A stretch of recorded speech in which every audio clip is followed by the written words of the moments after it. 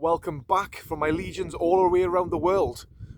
We've got some good content for you this weekend because all we're doing is filming, having a catch up and just having a general good time. I want to share it with you because without your help, we are nothing. We might as well just not be bothering.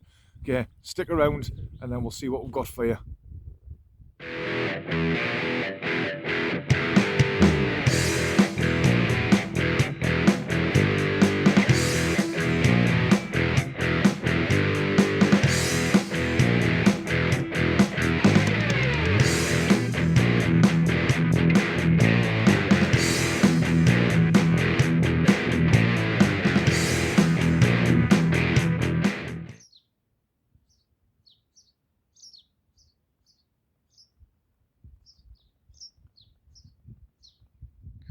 Consecrated, I may not enter as I may burn.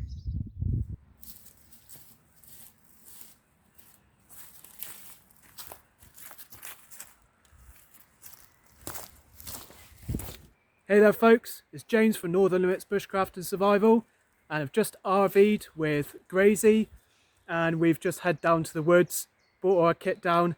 Super stoked to be here. First collaboration video. This weekend we're out for 2 days or just over 2 days, and we're going to shortly set up camp, and then over the weekend we're going to do some fire making, water filtration, you name it. It's all going to be there.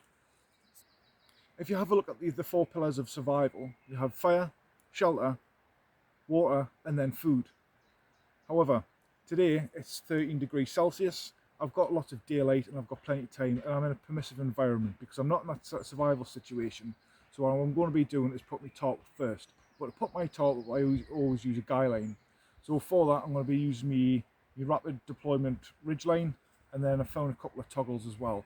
So what I'm going to be doing is doing the trucker's hitch, as I always do, because that is my go-to for my guy line, with a couple of prusik knots attached to it, and then we'll go. So first of all, I need to deploy it out, and then I'm going to think about using a marlin spike hitch. So let's go with this.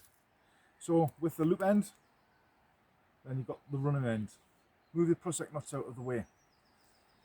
Wrap it around the desired tree, and then what you're then going to do is you're then going to run the running end through the loop like so.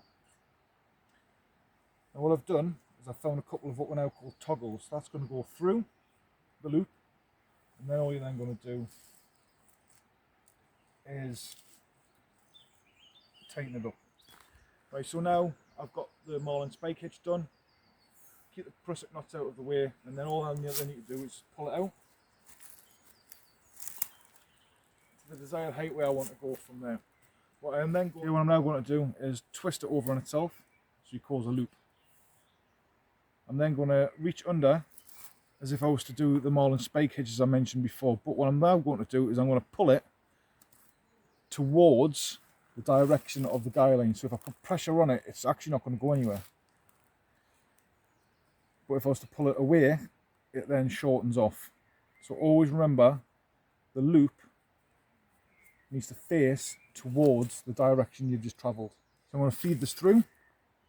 I'm then going to feed it through again, ensuring that I don't twist it.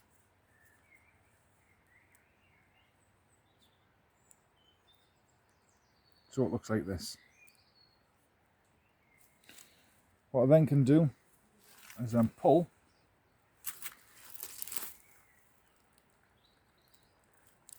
as hard as I can. What this then does, it allows you to lock it off. So I now can hold this as freely as I want. So with this, I'm going to lift that over and then feed this through, which then causes another loop. Then get another toggle, and I'm going to pull down.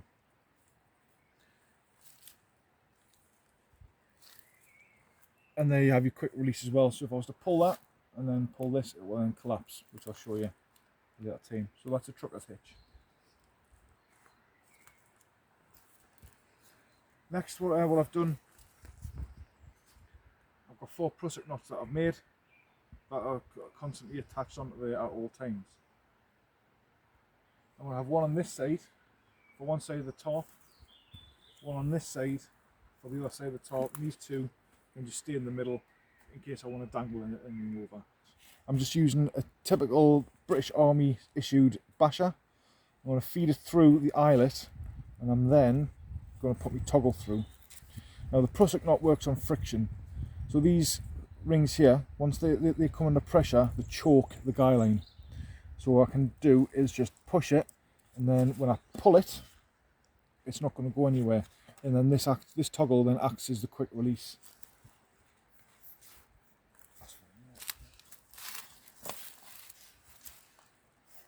Same drill with the other one. If you've got some spare room, you can actually just use the loop, put your toggle through, and then what you then do is just tighten it off. And there you've got a good strong guy line with a tight poncho, and then peg the back bits down. So that's my quick lean-to what I'm going to be sleeping in for the weekend. Let's get a Padges Lavu. So you've seen the tarp set up with Grayzy's military style tarp and all the knots and the techniques that are used to set that up. And as you can see, setting up a tarp is mega quick. And sometimes I use a tarp myself, especially if I'm going for more a lightweight minimalist setup. I would take a tarp. However, this weekend I'm getting a bit more comfortable, so I bought my Polish Lavu. So this thing is a canvas tent, okay, with 2 metal poles, and to sleep in it is amazing. Honestly, if you want something that's hard standing for quite a long weekend, then go for like one of these. They're absolutely solid, probably one of the best tents I've ever had. Comes with like 2 metal poles, pole cases, and you stick these together and it forms the center of pole in the middle. But I'll set it up and I'll show you all about it. Super comfortable. Weight wise, compared to a tarp, it is heavy. So like I said, I'll take a tarp if I'm going to go more minimal, more lightweight. But if I know I'm going to be in a location for a while, I'll take one of these. It is heavy, that's the only thing about it. It's sturdy, it's bomb proof, it will survive a gale. However, it's heavy, so if you do carry one of these, have a strong back.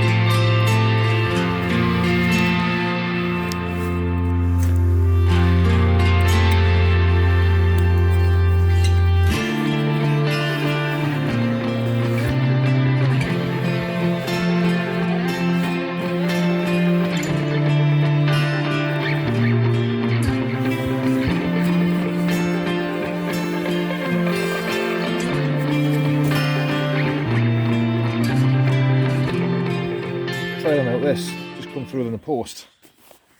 It's the Arcturus survival one. However, I'm going to use it as a ground sheet just so it keeps me heating. Yeah.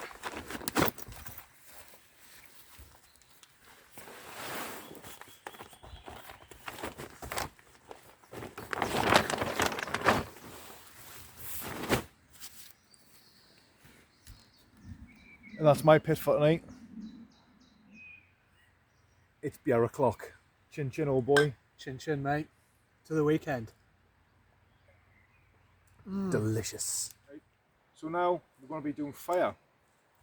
James is currently just sorting the fire layout at the minute because where we are, we've got to do it within the designated fire pit, so he's just sorting that out before we go into it. So in the meantime, what I'm going to be doing is getting the kindling going, and to do so I'm going to need to do some battening, because all we've been given is these logs. We're only allowed to use the smalls, but we're not allowed to use any larger ones because they're trying to re-weld and repopulate this forest.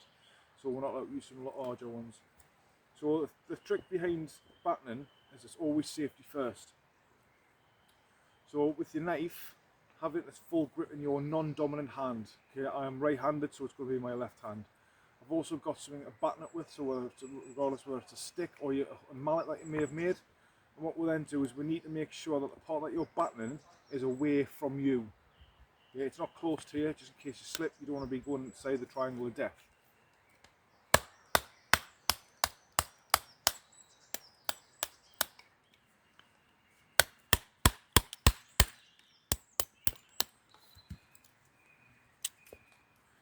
So all I'm doing is I'm just, because it's a large piece, I don't want to be cutting directly into there. I'm just going to be just chiseling it down, corner by corner. Starting from the middle. Once I can't hit any more, I'm going to push down with my left hand, and then I'm going to strike the point. Yeah, what you can also then do is just put it at the side here, so when it goes down, you don't actually smash your knuckles in.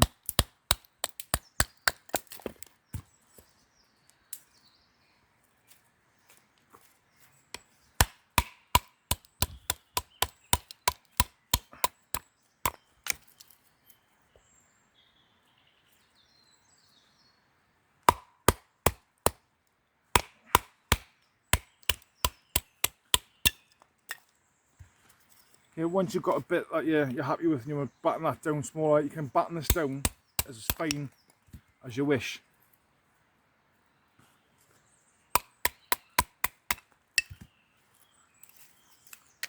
And then we'll carry that on until we're done.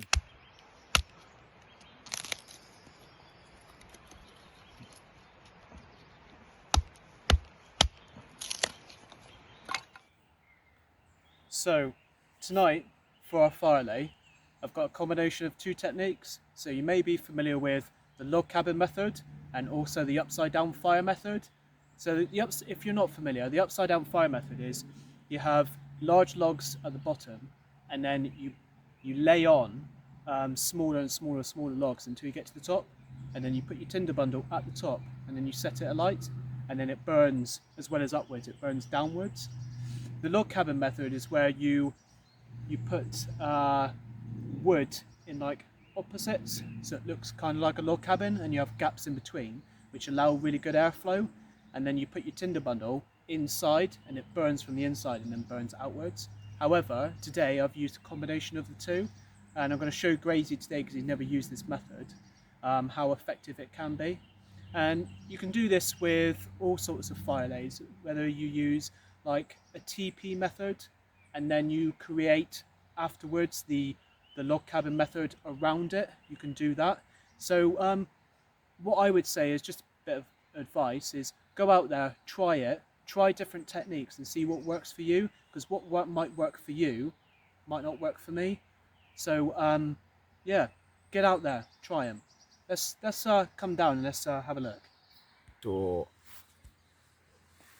So you can see that I've got big logs down the bottom, and then they go smaller and smaller, and then I've got small pieces of wood here that have been chopped up, and then here I've got all my tinder bundle. Now inside, this tinder goes all the way down through like a chimney, with small pieces of wood that will be like pencil size, all the way down to things like this sort of size, all the way through. So it creates like a tunnel. Now there's gaps all in here which give me really good airflow, because thinking about fire, it needs fuel, oxygen, and also needs heat. Now if you cut the oxygen, the fire's not going to go up, and that's one thing that people make the mistake with, is they throw everything on and they don't have any oxygen. So what I've done here is I've allowed oxygen to flow in between while this sets alight.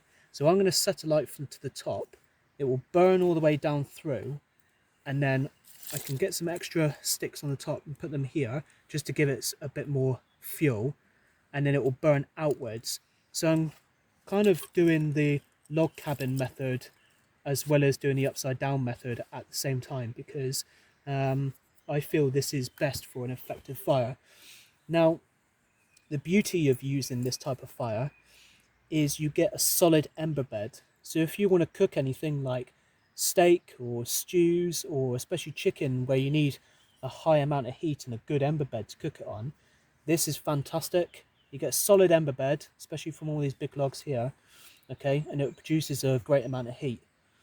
Like I said, get out and try it and see what you think.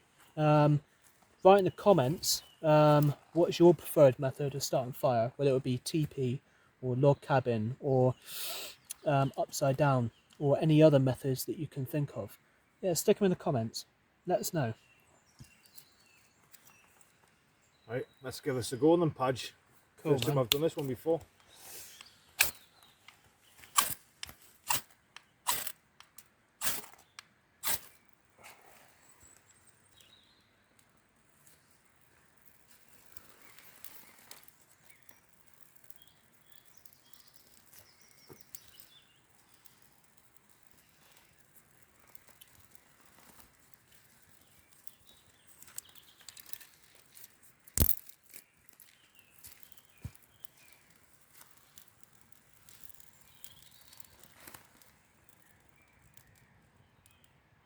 Is it playing now, is it?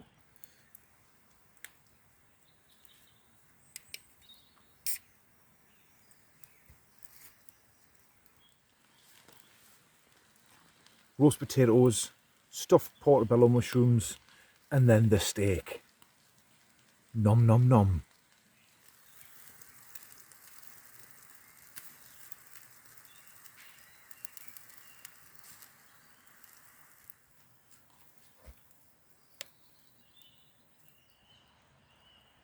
Roast potatoes and stuffed portobello mushrooms, always the best. Yeah, 100%.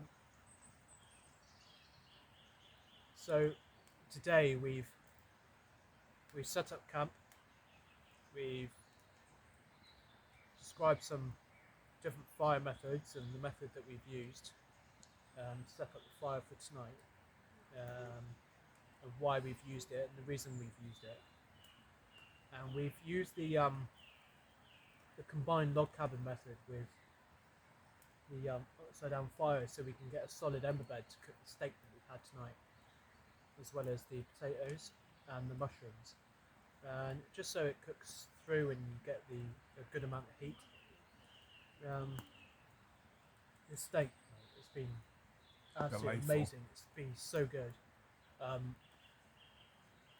food's epic. Grayzy is a chef of the wood, of the outdoors, a chef of the woods. Honestly, it's been fantastic. If it was me, I guarantee it would have been a bit more bland, because you would have relied on the fat for the taste from the meat rather than having any seasoning with it. But yeah, it's been amazing. So I encourage you to get out, take some good food with you, and just enjoy yourself around the fire. There's nothing like it. They say it's an outdoor television, and yeah, that is true. So look forward to tomorrow night, where James is going to be cooking his famous Woodsman Guinness stew. I'm very looking forward to that one.